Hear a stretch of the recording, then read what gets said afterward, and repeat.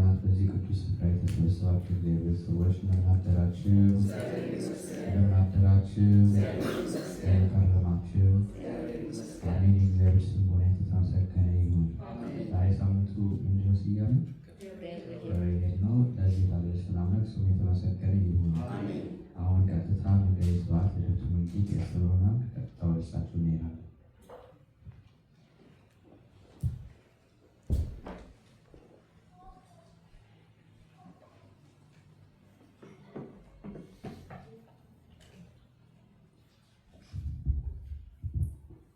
በስመ አብ በምስቲ በስመ አብ ወወልድ ወመንፈስ ቅዱስ አሐዱ አምላክ ዘላለም ሥላሴ እግዚአብሔር ልጆች እንዴት አላችሁ? ምስጋና የባህርይ ብቸኛ ገንዘቡ የሚሆን የአባቶቻችን የቅዱሳን አምላክ አምላካችን ቅዱስ እግዚአብሔር ስለ ቸርነት ሥራ ሁሉ ቅዱስ ስሙ የተመሰገነ ይሁን። በውስተ ፍስሐሁ ለእግዚእከ እንደተለመደው አሰራራችን ይህን ቃል እናንተም በሉት። በሉት ውስተ ፍስሐሁ ለእግዚእከ። ቸሩ መድኃኔዓለም ይህንን አሁን ያለውን ቃል ከኛ መካከል አንድም ሰው ሳያስቀር ሳያጎል ያሰማል። ይህ ቃል እንዴት ያለ የደስታ ቃል መሰላችሁ! እንመጣበታለን። በምትኖረን ትንሽ ደቂቃ የምንማረው የትምህርታችን ርዕስ ነው። የማቴዎስ ወንጌል ምዕራፍ 25 ቁጥር 21 ላይ ያለ ኃይለ ቃል ነው። ታሪኩ ከቁጥር 14 ወደ ላይ ከፍ ብሎ ይጀምራል። እንደምታውቁት ሊቀ ዲያቆናት ናትናኤል ነገረን። ዛሬ ገብርኄር ነው። በዚህ አጋጣሚ ብዙ ጊዜ በየዓመቱ እንናገረዋለን። እንዳይምታታ ሁለት ተመሳሳይ ግን ልዩነት ያላቸው ስሞች አሉ፣ ገብርኤል እና ገብርኄር። ገብርኄር ይሄ እሑዱ ነው። በዚህ በእሑድ የሚተረክለት ታሪኩ መጽሐፍ ቅዱስ ያለው ነው። ገብርኤልም ደግሞ መጽሐፍ ቅዱስ ላይ ያለ ግን መልአክ የሆነ ነው። የብስራታዊ መልአክ እዚህ ያለው እዚህ በቀኝ ቅዱስ ሚካኤል አለ፣ በግራ ቅዱስ ገብርኤል አለ። እመቤታችን ያበሰራት ነው። ልዩነታቸው ኤ ላይ ነው፣ አንድ ፊደል ላይ ነው። ኤ እና ሄ ነው።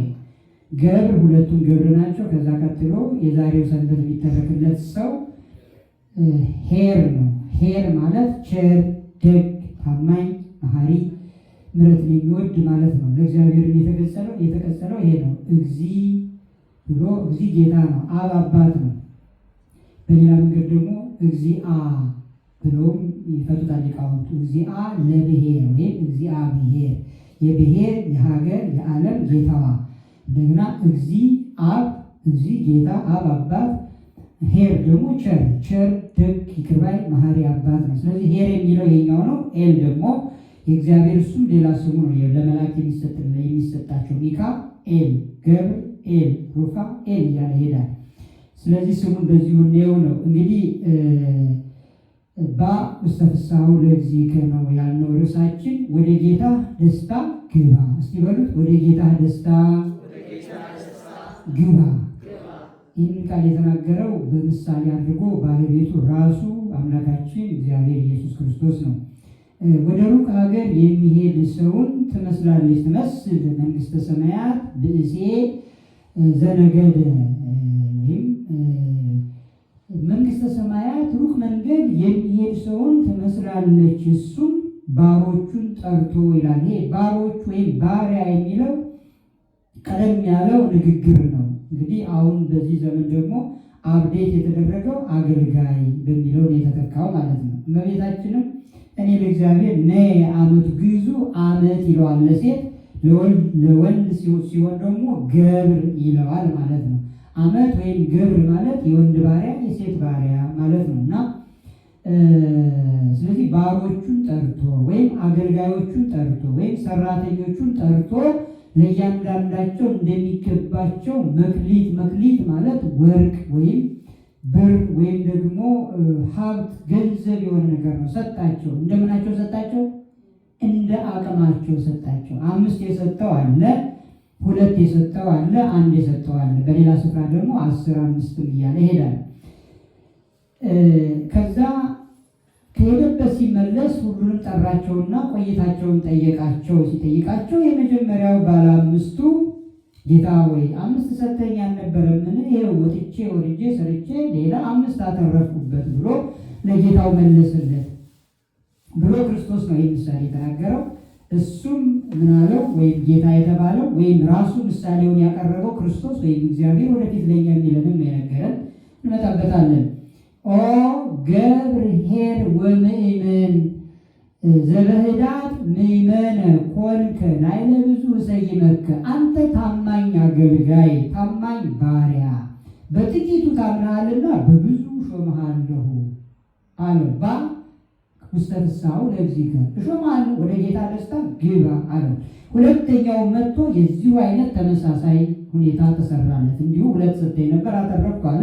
ጌታውም እንዲሁ በጎ ታማኝ ባሪያ ብሎ ለመጀመሪያው ለባለ አምስቱ የሰጠውን ሰጠው፣ በብዙ ሾምሃለሁ አለው። ሶስተኛውና የመጨረሻው አንድ የተቀበለው ግን መጣና ወደ ጌታው ጌታ ሆይ አንተ ጨካኝ ክፉ እንደሆንክ ስለማውቅ ወጠቅለልክዋ ይላል። ይኸው ጠቅልዬ ሰጠኸኝን ይችል ሸፍኜ ደብቄ አስቀመጥኳት ሌባ እንዳይሰርቀኝ ወንበዴ እንዳይቀማኝ ብዬ፣ ምክንያቱም ከጠፋችብኝ አታስጨንቀኛለህ ብዬ አለ። ጌታውን መልሶ ምን አለው? አንተ ክፉ ባሪያ ክፉ አገልጋይ እኔ ክፉ መሆኔን ጨካኝ መሆኔን ታውቃለህን ሲል ነኝ ወይ ከወዴት አወቅ ያልሆንኩትን ነው ብሎ ምን አለ? አውጡት፣ የእሱን ቀሙትና ለዚህ ላለው ጨምሩለት፣ ላለው ይጨመርለታል፣ ለሌለው ደግሞ ያው የሌለው እንኳን ይወሰድበታል። እሱን ግን ወደ እሳት ጣሉት፣ ጥርስ ወደ ማፋጨትም ወደዛ ክፋት ወዳለበት ሁሉ አስገቡታል። እንዲህ ካለው መቅሰፍት እግዚአብሔር ያድነን። ወደ እኛ ሕይወት ይህንን ስብከት ስንመልሰው በመጽሐፍ ቅዱሱ ታሪክ በሊቃውንት ትርጓሜ መሰረት ይህንን ባለ 5 የተባለው ሙሴ ነው። ሙሴ 5ቱን ኦሪት ስለጻፈ። ባለ 2 የተባለው ደግሞ ጴጥሮስ ነው። ጴጥሮስ ብሉይና ሐዲስን ስለተቀብሎ ስላዋሃደ። ባለ 1 የተባለው ደግሞ ይሁዳ ነው። ይሁዳ ምንም ስላላደረገ ተጠርቶ ሳለ ስላጎደለ። ባለ 5 የተባለው ደግሞ ፓትርያርክ ነው፣ ጳጳሳት አለቃቸው ነው። እሱ 5 በረከት አለው። የመጀመሪያው ጳጳሳትን ይሾማል፣ ሁለተኛው ቀሳውስትን ይሾማል፣ ሶስተኛው ዲያቆናትን ይሾማል፣ አራተኛው ያጠምቃል፣ አምስተኛው ያቆርባል ብለው በሌላ መንገድ ደግሞ 5 የተባለው የመጀመሪያው ባለ 2 የተባለው ደግሞ ባለ 2 የተባለው ካህን ነው።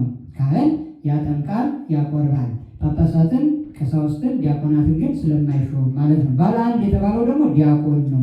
ዲያቆናት ባለ 1 መክሊት ናቸው ይልና ባለ 1 ተልእኮ ነውና፣ ተልእኮ ስላለው ተልእኮ ማለት መላላክ፣ መታዘዝ ማለት ነው፣ መውጣት፣ መግባት።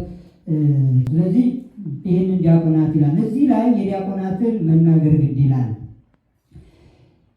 ባለ 1 ይሁዳ ነው። ይሁዳ ስለጠፋ ምንም ስላላደረገ ወይም እንደዚህኛው አንተ ክፉ ባሪያ እንደተባለው ይሁዳም ጠፍቷልና ተፈርዶበታልና የሚል የተመቸ ነው፣ ምስጢሩ የተስማማ ነው። ወደ ዲያቆን ጋር ስንመጣ ግን አንድ ጊዜ አስታውሳለሁ፣ መጽሔት ይሁን ጋዜጣ አንብቤያለሁ። መናፍቃን በትችት መንገድ ያቀረቡትን እዋቸው ኦርቶዶክሳውያንን ባለ 1 ብለው ዲያቆኑን ወንጌሉ ላይ አንተ ክፉ ባሪያ ነው፣ ዲያቆኑን አንተ ክፉ ባሪያ ሊያስብሉት እዚህ አንድምታቸው ላይ እንዲህ ይላል ብለዋል። ግን ለሱ አይደለም፣ ምስጢሩ ስላልገባቸው ነው። ወደኛ የሚወት ገና እንመጣበታለን። ባለ 1 የተባለው በጥቂቱ የተሰጠው ማለት ነው፣ ሌላ ማለት አይደለም። ጥቂት የተሰጠው ሁሉ ደግሞ ያጠፋል ማለት አይደለም። ታሪኩ ላይ ባለ 1 አጠፋ ማለት በቀጥታ በቀጣይም ወይ ምሳሌዎች ሁሉ ባለ 1 የሆኑ በሙሉ ያጠፋሉ ማለት አይደለም እኮ። እንዴት ትልልቆቹ አባቶች እኮ ፓትርያርክም እኮ ያጠፋሉ፣ ሰው ናቸው እኮ። እኛ ግን ፓትርያርኩ አሁን እንዲህ ያጠፋ አላልንም፣ እዛ ውስጥ አልገባንም። ሲያጠፋ ለየናቸው። እኛ የራሳችንን ጥፋት ነው እንጂ የምናውቀው የሰው ጥፋት አናውቅም። ጳጳሳትም ያጠፋሉ፣ አጠፉ ግን አላልንም፣ ሲያጠፋ አላየንም። እኛም ቀሳውስት እናጠፋለን። የእኛን እንግዲህ እናንተ ታውቃላችሁ፣ ራሳችንም እናውቃለን። ዲያቆናትም ያጠፋሉ፣ እናንተም ታጠፋላችሁ። ሁሉ ያጠፋሉ። የማያጠፋ ማብቻ ነው እግዚአብሔርና እመቤታችን። ከፍጥረት እመቤታችን፣ ከፈጣሪ አይባልም። ፈጣሪ አንድ ብቻ ስለሆነ እሱ ብቻ ነው ንጹሕ፣ እሱ ብቻ ነው የማያጠፋ። ስለዚህ ባለ አንድ ዲያቆን የተባለው መክሊቱ ገና አንድ ነው፣ ትንሽ ነው። ወደ ትልቁ ወደ ቅስና፣ ወደ ትልቁ ወደ ጵጵስና ከፍ አላለም ለማለት ያህል ብቻ ነው፣ ግንዛቤ ለመስጠት ነው። ሌላው እንግዲህ የመጀመሪያው ባለ አምስቱ ወይም 5 ጸጋ ያለው ሰው እንደተነጋገርነው መጽሐፍ ቅዱስን እንደሚገልጽልን ትልቅ ሀብት ትልቅ ጸጋ ያለው ነው። ዘርፈ ብዙ ጸጋ ያለው ሰው ነው። ለምሳሌ ብንወስድ አሁን እዚህ ሊቀ ዲያቆናችን ቀዳሽ ነው፣ 1 ሰባኪ ነው፣ 2 ዘማሪ ነው፣ 3 ጸጋ ነው። እዚህ የምናውቀው በግልጽ ሌላ ጸጋ ይኖራል። እንዲሁ ደግሞ ዲያቆን ዮሐንስን ስታዩት እሱም ዘማሪ ነው፣ ማነው ቀዳሽ ነው፣ ባለበገና ነው፣ እንዲህ እያለ ይሄዳል። ድርብ እናንተ ጋር ስንመጣ እንደዛ ነው ማለት ነው። ስለዚህ ተደራራቢ ጸጋ። ወደ ዓለማዊው ሀብትና ጸጋ ስንወስደው ደግሞ ገንዘብ ያለው ሰው አለ አይደል? ሀብት ያለው ሰው፣ እውቀት ያለው ሰው ደግሞ አለ። ያው አንዱ ሰው ስልጣንም አለው፣ ባለስልጣን ነው፣ ባለ እውቀትም ነው፣ ባለ ሀብትም ነው። በተለይ እንደኛ እንደ ኢትዮጵያ ባሉትና ባላደጉ ሀገራት እነዚህ ሁሉ ነገሮች በአንድ ላይ ላይሳኩ ይችላሉ። በዚህ በውጭ ዓለም ግን እንደዛ ይመስለኛል ነው ያልኩት እኔ ግን ይመስለኛል። እና በእናንተ በሚመናን ደራርቦ የያዘ ሰው አለ። ትልቁ ቁም ነገር ግን ከዚህ ወንጌል የምንማረው ትልቁ ቁም ነገር በመጨረሻው ሰዓት ይሄ ማቴዎስ ወንጌል ምዕራፍ 25 ላይ ከዚህ ከተረክነው ታሪክ ከፍ ብሎ ያለው 10ን ቆነጃጅት ነው የሚተርከው። ወደ ታችን ከዚህ ታሪክ በኋላ ሲጨርስም አሁን ስለ ዓለም ፍጻሜ ነው የሚናገረው። ምሳሌው የቀረበልን እያንዳንዱ ሰው ከእግዚአብሔር የተሰጠው ጸጋ አለ። ብር የተሰጠው ሰው ይቄቂ ለርሱ ይዘግብ ለባይ ለራሱ ዝም ብሎ ባንኩን አጨናንቆ ወይም በሚኖርበት ጊዜ ለኃጢአት ለክፋት አውሎት ገንዘቡን ለጽድቅ እጁን ሳይሰነዝር ሳይመጸውት ድሃ እየተራበ ቤተክርስቲያን የሚመናን የልጆቿ ገንዘብ የእሷ ገንዘብ ነውና ለቤተክርስቲያን የሚያስፈልገው ሳይሰጥ ቢሞት ገንዘቡ እሳት ሆኖ ይበላዋል። እውቀት እያለው እውቀት የሌላቸውን መርዳት እየቻለ በትዕቢት ቢታጀብ ትዕቢተኛ ቢሆን እውቀት ሆኖ እውቀት የሌላቸውን ቢንቅ ያ ትዕቢቱ ከዲያብሎስ ጋር ዲያብሎስ በጣም እውቀት አለው ለዘመናት የካበተ እውቀት ያስታበያል፣ ፍቅር ግን ያንጻል የሚለን ቅዱስ መጽሐፋችን። ለዚህ ነው እውቀትን አይናቅም። እውቀት የእውቀት ምንጭ እግዚአብሔር ስለሆነ እውቀት ያላቸው ሰዎች ጥሩ ነው፣ መልካም ነው፣ ክፉ አይደለም። ግን የሚታበዩ ከሆነ ግን ከነሱ እውቀት አለመኖር ይሻላል። የነሱ ማወቅ መደንቆር ስለሆነ እግዚአብሔር ከመደንቆር ያድነን። ሀብትም ደግሞ ኖሮ ሀብቱን ካልተጠቀምንበት ደግሞ እንደዚሁ ሀብቱ ባይኖር ድህነት ይሻላል። በድህነት ሆኖ እግዚአብሔርን ማምለክ ይሻላል። ከሀብታም ድሃ ይሻላል ግን አላልንም። ሀብትም ጥሩ ነው፣ ድህነትም ጥሩ ነው። በመስራት ያልሆነ በስንፍና የመጣ ድህነት ከሆነ ግን እሱም ያስወቅሳል። እግዚአብሔር ስንቀር እሱም ያስወቅሳል። ምክንያቱም እጅ እግር ሰጥቶ አይምሮ ሰጥቶ እግዚአብሔር መማር ማወቅ መለወጥ መስራት እየተቻለ በስንፍና ከሆነ ያስጠይቃል። ግን ሰው እየጣረ ገጥሟቸው ያቅም እንደዚህ አይነት ሰው እኔ የማውቃቸው ሰዎች አሉ። ይጥራሉ፣ ይወጣሉ፣ ይወርዳሉ፣ ያለ እረፍት ይሰራሉ። ጠበይ ያው እዚህ ሀገር በእርግጥ የብዙ ሰው እንደዛ ነው። የብዙዎቻችን ህይወት እንደዛ ነው። እዚህ ሀገር ይታወቃል። እንደዚህች ነው የምንሽከረከረው አይደል? እንደ እንዝርቲቱ ትች እንላለን። ሰውነታችን አቤት ይሄ እዚህ ያለው ድካም ኢትዮጵያ ላይ ሊሰራ አቤት እረፍቱንም አግኝተ ነው። ግን ያው ችግሩ እዚህ ያሰደደን ዶላር ስለሌለ ነው። እዛ በእርግጥ ይታወቃል። አሁን እንኳን ዶላርም ብቻ ሳይሆን ሰላምም የለም። ሁሉም ነገር ዓለም ላይ ያለው ነገር አስቸጋሪ ነው እና